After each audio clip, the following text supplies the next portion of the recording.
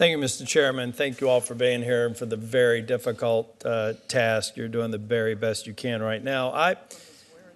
Chief Provost, did I get the number right? Did you say almost 400,000 crossings between over what period of time?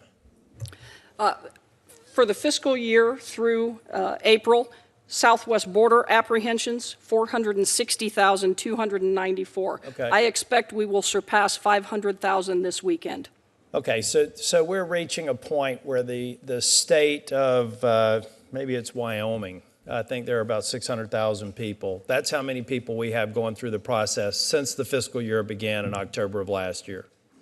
I tell you, one thing that I don't think a lot of people are hearing in the testimony that we received today from you all is you have a crisis. No wonder you're having a problem recruiting border agents now.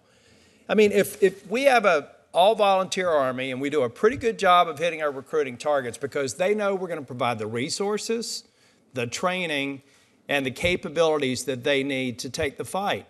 Why on earth, with what you hear up in Congress, would anybody line up to do this dangerous job when there's zero consistent support from this Congress to actually equip you all to do your job? I believe the situation that's going on and the inability for us to have the resources that we need to do it are certainly impacting our recruitment. And there is one statistic that I have confirmed that's indisputable. It came from the Department of Justice. We fact-checked it twice. 80%, Mr. Padilla, you used a slightly higher number, but 80% of the people who are coming across the border, now a population since October of last year, almost equal to our least populous state, ultimately get adjudicated that they don't have a legitimate asylum claim. You know what they do have? In this country, if you exposed your child, what some of these parents and adults are doing to that child, you'd be in a court of law for endangering a child. And yet we're allowing, you're collecting bodies every month of people who were lied to. Money was taken away from them. Children are being raped. And we don't recognize that as a flow or a faucet that we should shut off? I mean, honestly, I don't believe any of you here are asking for resources you don't need. So I'm not going to get into a technical discussion of the number of beds or what state of processing you're in. I mean, have any of you knowingly requested resources that you don't need? And do you believe that those resources are really sufficient given the current flow? Or are they just bailing out a sinking ship? So none of you have fudged the numbers, asking for more than you need and just throwing money around, right?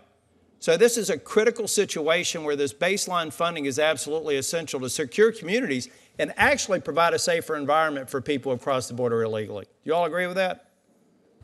Yes, sir. So, Mr. Owen, when we divert customs agents from trying to just make sure that the legal commerce, the legal passings are, we're interdicting all the drugs, illicit materials that may be in there. When we divert them to other tasks, what happens? We get more drugs coming into the country through the legal channels? I believe so. I look at the situation we face. Do we smuggle more women and children into human slavery? I believe so. Yeah. Chief Provost, what is the general morale of the people that go? I've been out there, Senator Cornyn had some of us go out there. I've been on horseback, low draft boats, ATVs, spent better part of a week out there, and I saw some brave men and women doing the job. But do they feel like Congress has its back right now? You know, Senator, I said before, I'm so impressed with my men and women and what they do day in and day out. And what they have to deal with. And I will tell you, it is certainly negatively impacting morale. Well, God bless them. And honestly, you know, it was said about how the influx in crossings over the last year, but I think, Mr. Owen, it may have been you. Actually, it may have been Ms. Asher that was talking about Flores in 2015. When people in other countries being educated by the cartels and the plaza managers said, hey, we can get you here and it's going to be a ticket into this country, that's when we started seeing the influx. And the president, the reason that there, I think, was a cessation at one point when President Trump came in is because he was serious about securing the border, using people, technology, and infrastructure to do it. But when it became apparent that we can't get a bipartisan agreement that we have future flows that are unsustainable and people are dying. Children, women are dying, making this illegal crossing.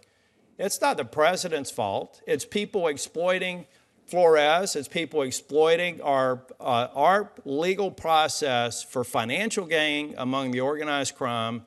And it's just disgusting to think that we can't recognize that it's in the best interest of the 80% of the people who are going to come here be adjudicated, not having a legitimate asylum claim.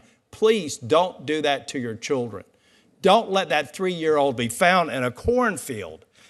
Don't put our border security agents at risk. Recognize this is a problem. We can debate a lot of the other issues, but this is a national crisis. It's a national emergency, and we have to get Congress to act, or it's only going to get worse. Your story a year from now is going to make today's testimony look like good news. Thank you all for what you do, and I'll do anything I can to help you. Thank you, Mr. Chair. Senator Haran.